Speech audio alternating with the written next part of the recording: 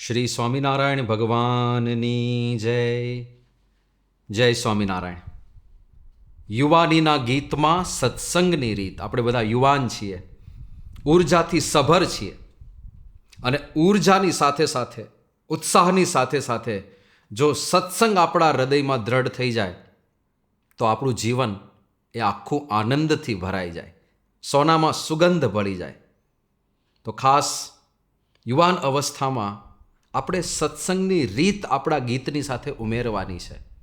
એટલે આપણી જે કાંઈ પણ મર્યાદાઓ છે, ગુણાતીત સત્પુરુષની, આપણા ગુરુની જે કાંઈ પણ આજ્ઞાઓ છે, તિલક ચાંદલા સાથે પૂજા થાય, આપણા નિયમ ધર્મ, આપણી સમજણ, આપણી નિષ્ઠા, બહારની ખાણીપીણીનો ત્યાગ, જોવામાં વિવેક, સાંભળવામાં વિવેક, જમવામાં વિવેક, આ બધા નિયમો આપણા જીવનની અંદર યથા તથા સાર્થક થાય એવો પ્રયત્ન આપણે કરવાનો હોય. અને એવા દ્રષ્ટાંતો આપણી નજર સામે સત્સંગમાં તરવરે છે. તરવરે છે. અત્યારે યુવાન અવસ્થા છે એટલે ઘણીવાર સ્કૂલે કે કોલેજે જઈએ ને, તિલક ચાંદલો કરતાં આપણને શરમ લાગે. પૂજા કરતા હોઈએ કારણ કે નાનપણથી કરતા હોઈએ, અથવા તો કોઈકે સત્સંગ કરાવ્યો હોય ને આપણને ઈચ્છા થઈ હોય આપણે પૂજા પાઠ કરીએ. પણ સ્કૂલે કે કોલેજે જઈએ ને તિલક ચાંદલો કરતાં શરમ લાગે કે આ મિત્રો શું વિચારશે ને, પ્રોફેસર શું જોશે ને, કોઈક મને સ્વામિનારાયણીઓ કહેશે ને, એ બધું ગમતું ના હોય ઘણીવાર. પણ એમાં શરમ ના રાખવી. આપણા વિદેશમાં રહેતા યુવકો એકદમ ગૌરવ સાથે તિલક ચાંદલા કરીને જાય છે, અને ક્યારેય પાછા પડતા નથી. ઓસ્ટ્રેલિયામાં જીલ મોરડિયા નામનો આપણો યુવક, હવે એનું ભણવાનું પૂરું થઈ ગયું અને નોકરી માટેનો ઇન્ટરવ્યૂ આપવા માટે આ છોકરો ગયો. અને એટલો હોનહાર છોકરો, એના બધા જવાબ, એનું આખું ટ્રેક રેકોર્ડ ને બધું ચેક કરીને પહેલાં લોકો ખૂબ પ્રસન્ન થયા. એટલે કહી દીધું કે જીલ, યુ આર ઓલમોસ્ટ સિલેક્ટેડ. તું લગભગ સિલેક્ટ થઈ ગયો છે, પણ વી હેવ વન કન્ડિશન. એક શરત છે અમારી. કે શું? કે આ તો આ કપાળમાં તિલક ચાંદલો કરે છે ને, એ અમારી કંપનીમાં બહુ સેટ નહીં થાય. એટલે અમે તને નોકરી પર રાખીશું, પણ તારે તિલક ચાંદલો ભૂંસીને આવવું પડશે. અને તરત જ જો આ જીલ છોકરો કેવો નિષ્ઠાવાન, એણે કીધું કે સાહેબ એ નહીં બને. હું આ તિલક ચાંદલો ભૂંસીને ના આવી શકું. પહેલાં ઇન્ટરવ્યુઅરે એવું કીધું કે think about it once again. એકવાર ફરીથી તમે વિચારી લો. પહેલો કે આમાં કંઈ વિચારવાની જરૂર જ નથી, મારે કંઈ વિચારવાનું જ નથી. હું જોબ છોડી દઈશ પણ તિલક ચાંદલો કરવાનું નહીં છોડું. અને એમ કહીને એણે એ જોબની ઓફરને ઠુકરાવી દીધી. તિલક ચાંદલા માટે થઈને. આ ગૌરવ સાથે તિલક ચાંદલો કરવાનો હોય. અને ખાલી તિલક ચાંદલો ને પૂજા નહીં, બધા નિયમમાં આ છોકરો પાક્કો. રવિ સભાનો નિયમ એણે એવો પાક્કો રાખ્યો હતો કે જ્યાં રહેતો હતો ત્યાંથી 150 કિલોમીટર દૂર રવિ સભા થતી. 150 કિલોમીટર દૂર. એટલે 3 કલાકનું ટ્રાવેલિંગ, 2.5 કલાકનું ટ્રાવેલિંગ કરીને રવિ સભા ભરવા જાય. આવા યુવકો. સાન હોઝેનો આપણો યુવક ભગવત મહેતા બાસ્કેટબોલ ખૂબ સારું રમે, અને અમેરિકાની અંદર આ સ્પોર્ટ્સની મહત્તા બહુ. તો બાસ્કેટબોલ ટીમમાં આ સિલેક્ટ થયેલો છોકરો, અને ખૂબ સારું બાસ્કેટબોલ રમતો હતો. અને એક બહુ જ ઇમ્પોર્ટન્ટ ગેમ ચાલતી હતી. તો એમાં પેલા રેફરીએ જોયું કે આ છોકરાના ગળામાં કંઠી છે. એટલે પેલા રેફરીએ બોલાવ્યો આને કે આ કંઠી કાઢી નાખ, આ ના ચાલે ગેમમાં. પેલો કે સાહેબ કંઠી તો રહેશે, કંઠી ના કાઢું હું. તો કે તો પછી you have to get out of the basketball team. તો તારે ટીમની બહાર નીકળી જવું પડશે. પહેલો કે મને મંજૂર થયું, હું ટીમની બહાર નીકળી જઈશ, હું રમવાનું છોડી દઈશ, પણ મારી કંઠી નહીં છોડું. કંઠી તો રહેશે જ ગળામાં. તો આપણો તિલક ચાંદલો, આપણી કંઠી, આપણી નિયમિત નિત્ય પૂજા, આ બધા આપણા નિયમો એવા જીવનમાં દ્રઢ હોય કે આવા કોઈ પ્રલોભનો આવે કે ભયસ્થાનો આવે એમાં પણ આપણી નિષ્ઠા ડગે નહીં. બહારનું ખાવા પીવાનું, સાદાઈથી રહેવાનું, બને તેટલો પ્રયત્ન કરવાનો છે. બહારનું તો જમાય જ નહીં. કેવું બને છે, કોણ બનાવે છે, કેવી વસ્તુ વપરાય છે, કેવી રીતે બને છે, ક્યાં આપણને કંઈ ખબર જ છે. એની શુદ્ધિની કે પવિત્રતાની પણ ક્યાં આપણને ખબર છે. એટલે બહારની ખાણીપીણી એ આપણા માટે નથી. અને એવા પણ યુવાનોના દ્રષ્ટાંતો છે. આપણે 1-2 કેસ સ્ટડી કરીએ. સંજયભાઈ પરીખ, આપણે જે સેન્ટ્રલ કન્સ્ટ્રક્શન વિભાગ છે BAPS સંસ્થાનો, એમાં સંજયભાઈ પરીખ સમર્પિત કાર્યકર તરીકે સેવા આપે છે. અને યુવાન અવસ્થા, તમારી જેટલી યુવાન અવસ્થા હતી ત્યારથી સમર્પિત છે. કેવા હોનહાર! આઈઆઈટીની અંદર એન્જિનિયર થયા છે 3 ગોલ્ડ મેડલ સાથે.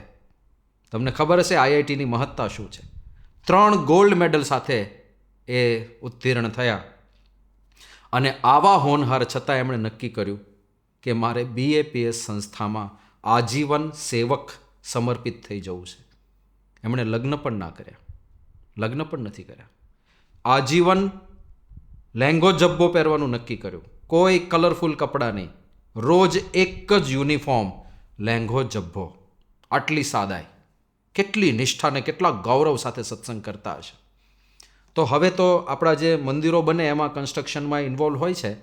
મધ્યપ્રદેશ સરકારે ઓમકારેશ્વરની અંદર શંકરાચાર્યજીની 108 ફૂટ ઊંચી પ્રતિમા બનાવવાનું નક્કી કર્યું. અને એના માટે એ બધા એન્જિનિયર શોધતા હતા કે કોને આ કોન્ટ્રાક્ટ આપી શકાય, કોને આના નિર્માણમાં જુદી જુદી જવાબદારીઓ સોંપી શકાય. અને એ નિમિત્તે એમણે સંજયભાઈ પરીખને પણ આમંત્રણ આપેલું. એટલે સંજયભાઈ પરીખ એ મિટિંગમાં ગયા. બહુ ઇમ્પોર્ટન્ટ મિટિંગ હતી, એકદમ હાઈ પ્રોફાઇલ મિટિંગ હતી. પણ સંજયભાઈ કેવી રીતે ગયા? એ જ જબ્બો ને એ જ લેંઘો, કોઈ ટાપ ટીપ નહીં, કાંઈ જ નહીં. કપાળમાં તિલક ચાંદલો, ચહેરા પર નિષ્ઠાનું ગૌરવ, અને લેંઘો જબ્બો પહેરીને ગયા. અને મિટિંગ બધી ચાલી. એમના વિચારો, એમનો અનુભવ એ બધું જોઈને તો બધા બહુ પ્રભાવિત થઈ ગયા. પછી વચ્ચે જમવાનો સમય થયો. એટલે આ લોકોએ કીધું કે સંજયભાઈ આપના જમવાની વ્યવસ્થા થઈ ગઈ છે, આપ ચિંતા નહીં કરતા. સંજયભાઈ તરત જ કહ્યું કે હું તો ટિફિન લઈને આવ્યો છું, મારી તમારે વ્યવસ્થા કરવાની જ નથી. તો પહેલાં લોકો કે આજે ટિફિન રહેવા દો, ગરમા ગરમ જમો, તાજું જ બને છે, તો અહીંયા ગરમા ગરમ જમી લો. અને ત્યારે એકદમ વિનમ્રતાથી સંજયભાઈએ કહ્યું કે હું બહારનું જમતો નથી, હું બહારનું નથી જમતો, હું ઘરેથી ટિફિન લઈને જ જાઉં છું. બધા આશ્ચર્યચકિત થઈ ગયા કે આવો નિયમ, બહારનું ખાતા જ નથી. કે પાણી? તો કે પાણી પણ હું સાથે જ લઈને ફરું છું, મારું જ પાણી. તો પછી તો બધા આયોજકોને બહુ રસ પડ્યો કે આ કેટલું અદ્ભુત વ્યક્તિત્વ છે. એ બધાને વધુ જાણવાની ઈચ્છા થઈ.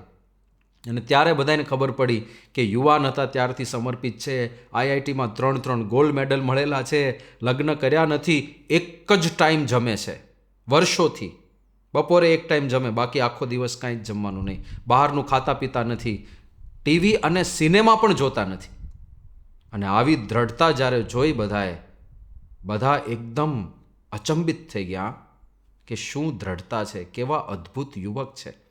અને આ આખો જે પ્રોજેક્ટ હતો એના જે મુખ્ય ભાઈ હતા આશીષભાઈ કુલકર્ણી, એ આ સંજયભાઈને જોઈને એવું બોલ્યા કે આ પ્રોજેક્ટ માટે અમને જો આવા 5 વ્યક્તિ મળી જાય ને સંજયભાઈ જેવા, તો અમારે બીજા કોઈની જરૂર નથી.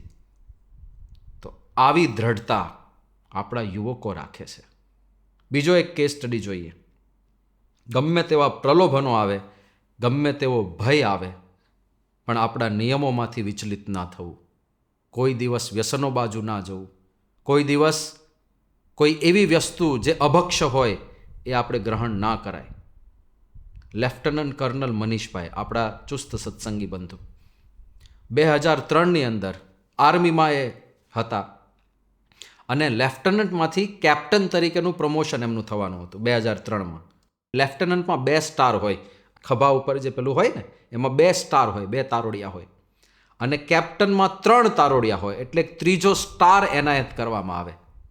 પણ એ ત્રીજો સ્ટાર એનાયત કરવાની એક આર્મીમાં પ્રણાલી છે કે આલ્કોહોલનો ગ્લાસ ભરવાનો, એટલે દારૂનો, વિસ્કીનો, વાઇનનો કે પછી શેમ્પેનનો ગ્લાસ ભરે, અને એમાં પેલો ત્રીજો સ્ટાર ડુબાડીને રાખ્યો હોય.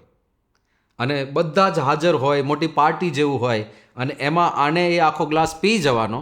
અને પછી છેલ્લે પેલો સ્ટાર વધે ગ્લાસમાં, એ સ્ટાર એના કમાન્ડિંગ ઓફિસર હોય એ એના કોલર ઉપર લગાડે આમ, અને બધા તાળીઓ પાડે અને એને વધાવે. આ રીતની પ્રણાલી વર્ષોથી છે. હવે આ ભાઈને પહેલેથી ખબર તો પડી ગઈ હોય કે આમને પ્રમોશન મળવાનું છે. એ મનીષભાઈએ એમના કમાન્ડિંગ ઓફિસરને બહુ પહેલાં વાત કરી રાખેલી કે ભાઈ હું બીએપીએસનો સત્સંગી છું, એટલે હું માંસ નથી ખાતો, હું દારૂ નથી પીતો, અમે પૂજા પાઠ કરીએ છીએ, અમારી રીતે પવિત્ર રહીએ છીએ. પણ એના કમાન્ડિંગ ઓફિસરે આમ હા કરેલું, એટલું સિરિયસલી સાંભળેલું નહીં. અને પછી આ દિવસ આવ્યો મોટી પાર્ટી અપાય છે, બધાને જમવા બોલાયા છે અને આખો સેરેમની ઉજવવાનો છે.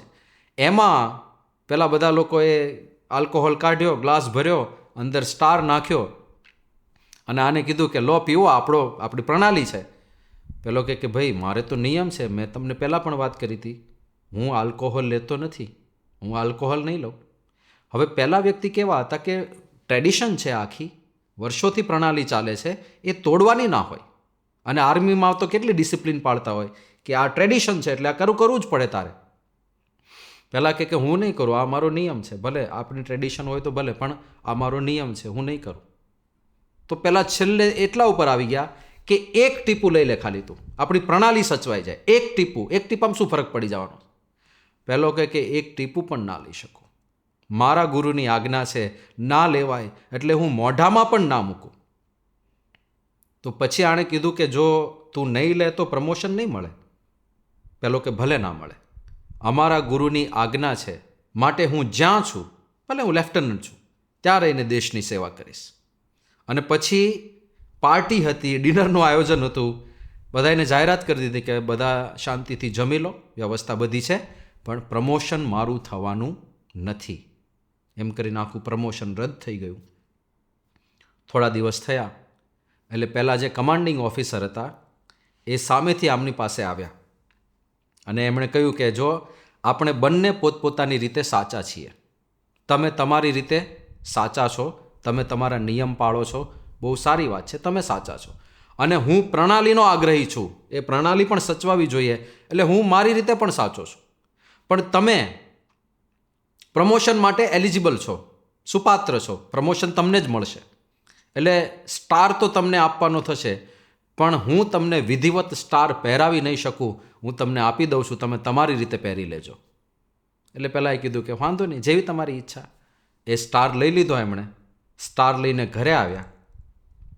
ઘરે આવીને ઘર મંદિરની અંદર અક્ષર પુરુષોત્તમ મહારાજ અને ગુરુ પરંપરાની સામે એ સ્ટાર મૂક્યો, ઠાકોરજીની આરતી કરી, પૂજન કર્યું અને પછી એમના ધર્મપત્નીને કહ્યું કે તમે મને સ્ટાર પહેરાવો. તો એક નિષ્ઠાવાન સત્સંગી એમના ધર્મપત્ની, એમના હાથે એમણે પોતાના કોલર ઉપર એ સ્ટાર ધારણ કર્યો અને લેફ્ટનન્ટમાંથી પછી એ પોતે કેપ્ટન બન્યા. તો પ્રમોશન પણ થયું, ધર્મ પણ સચવાયો, પણ પ્રમોશન ના થાય એવી પૂર્ણ શક્યતાઓ હતી, તો પણ પોતાનો નિયમ ધર્મનો આગ્રહ એમણે છોડ્યો નહીં. દારૂનું એક ટીપું પણ એમણે પોતાના મુખમાં લીધું નહીં. આ છે આપણા નિષ્ઠા અને નિયમ ધર્મથી ઝગમગતા યુવકો. હા, આપણે આવા બનવાનું છે. એવા પાક્કા નિયમ આપણા હોય, એવો અદ્ભુત જીવનો સત્સંગ આપણો હોય કે આપણી નિષ્ઠા કે નિયમ ધર્મ એમાંથી આપણને કોઈ ડગાવી ના શકે. પછી તો આપણે ઘણી બધી જગ્યાએ સેવા કરવાની થાય. અત્યારે પોતે લેફ્ટનન્ટ કર્નલ છે, એના કરતાં પણ 2 પોસ્ટ ઉપર છે. પણ આ આખી યાત્રા દરમિયાન હવે બધાને ખબર પડી ગઈ છે કે આ વ્યક્તિ ક્યારેય પણ દારૂ લેશે નહીં, તો કોઈ એને હવે આગ્રહ કરી શકતું નથી. અને ખાલી એમના જીવનમાં નહીં, આખા પરિવારના જીવનમાં આ દ્રઢતા છે. આ સત્સંગની ઘરમાં બધા પૂજા કરે, ઘરમાં થાળ કર્યા વગર, ઠાકોરજીને ભોગ ધરાવ્યા વગર કોઈ જમે નહીં, નિયમિત આરતી થાય, વચનામૃત સ્વામીની વાતોનું વાંચન રોજ થાય. આવા ચુસ્ત નિયમ પરિવારની અંદર બધા જ પાળે છે અને મહારાજ સ્વામીને રાજી કરવા માટે પ્રયત્નશીલ રહે છે. તો આપણે આવા સત્સંગી બનવાનું છે. અને આ સત્સંગ જો આપણે કરીશું, આવા નિયમ ધર્મ પાળીશું, આવી સમજણ કેળવીશું, તો એનું પરિણામ શું આવશે? જીવનમાં ગમે તેવી વિપરીત પરિસ્થિતિઓ આવશે ને, એમાં પણ આપણે સ્થિર અને નિશ્ચલ રહી શકીશું. શિકાગોનો નિરલ પટેલ પ્રસંગ કદાચ તમે સાંભળ્યો હશે. અમેરિકામાં જન્મીને મોટો થયેલો આ છોકરો પણ સત્સંગની નિષ્ઠા અને નિયમ ધર્મ એવા, એ નાનો હતો ત્યારથી એને પોલિસિસ્ટિક કિડની ડિસઓર્ડર નામનો રોગ થયો અને નાનપણમાં જ એની બંને કિડની કાઢી લેવામાં આવી હતી. અને પછી નાનપણથી જે આખી પીડાદાયક પ્રક્રિયા શરૂ થઈ, એ 15 મહિનાનો હતો ત્યારે તો પહેલું ઓપરેશન થઈ ગયું તેના શરીર ઉપર, 2 કિડની કાઢી લીધેલી. અને પછી 2 વખત કિડની ટ્રાન્સપ્લાન્ટ થયા, બીજી નાની મોટી કેટલી બધી સર્જરીઝ થઈ. ટોટલ 72 સર્જરીમાંથી એ પસાર થયો જીવનભર. અને યુવાન અવસ્થામાં જે ધામમાં ગયો, પણ એની સમજણ એવી અદ્ભુત હતી, એને કોઈએ ક્યારેય દુઃખી જોયો નથી. એની પરિસ્થિતિ જોઈને એના માતૃશ્રીને રડવું આવે તો એની માતાને ના પાડે કે તારે મારી સામે રડવાનું નહીં, આવી નિર્બળ વાતો મારી સામે નહીં કરવાની. એટલો બળમાં હતો છોકરો. છેલ્લે જ્યારે એને પૂછવામાં આવ્યું, એનું એક કાનમાં સાંભળાતું બંધ થઈ ગયું હતું, એક હાથનું હલનચલન બંધ થઈ ગયું હતું. એને કહ્યું કે આ 72 સર્જરી ભગવાને તને કેમ આપી? ભગવાને તારા સાથે સારું કર્યું આમાં? એ કે સારું જ કર્યું ને. મારો એક હાથ કામ કરે છે ને જેથી ભગવાનનું ભજન થાય, મારો એક કાન કામ કરે છે જેથી હું કથા વાર્તા સાંભળી શકું, અને એક કાન બંધ કરી દીધો જેથી હું કોઈ નેગેટિવ વાત કે અભાવગુણની વાત એ ના સાંભળી શકું. એટલી સમજણ સાથે કે તને વિશ્વાસ છે તારો છેલ્લો જન્મ, કે હા આ વખતે પાક્કું છે કે આ મારો છેલ્લો જન્મ છે. અનંત જન્મથી પાપ કર્યા હતા, આ વખતે બધું ધોઈ કાઢવીને સાફ કરી નાખ્યું. તો કે તને આ નિષ્ઠા પહેલેથી રહી છે? તો કે ના, પહેલાં મને એવું નહોતું, પણ એક વખત પ્રમુખ સ્વામી મહારાજે પોતાનું ગાતરિયું મારી આસપાસ વીંટાળ્યું, ત્યારથી મને પાક્કું થઈ ગયું કે આ મારો છેલ્લો જન્મ છે. આ સત્સંગનું પરિણામ છે. આવો સત્સંગ આપણે કરવો છે. એક પણ નિયમ ધર્મમાં કચાશ ના હોય, આપણા પૂજા પાઠ તિલક ચાંદલો પાકા હોય, આપણે સમજણમાં પાકા હોઈએ, આપણે વચનામૃત અને સ્વામીની વાતો વાંચતા હોઈએ, આપણે રવિ સભા કે અઠવાડિક સભાને છોડીએ નહીં, એક પણ સંતોની કથા વાર્તા સંત સમાગમ આવું નિરંતર ચાલુ રહે. મહંત સ્વામી મહારાજ જેવા ગુરુ મળ્યા છે, એમાં સાચા ભાવથી જોડાઈ જઈએ તો આપણી પણ આ સ્થિતિ થઈને રહેશે. તો એ પ્રકારનું બળ બુદ્ધિ શક્તિ બધાઈને મળે, અને યુવાનીના ગીતમાં આપણે આ સત્સંગની રીતથી આપણા જીવનને મહેકાવી શકીએ, એ પ્રાર્થના સાથે તમામ યુવકોને જય સ્વામિનારાયણ.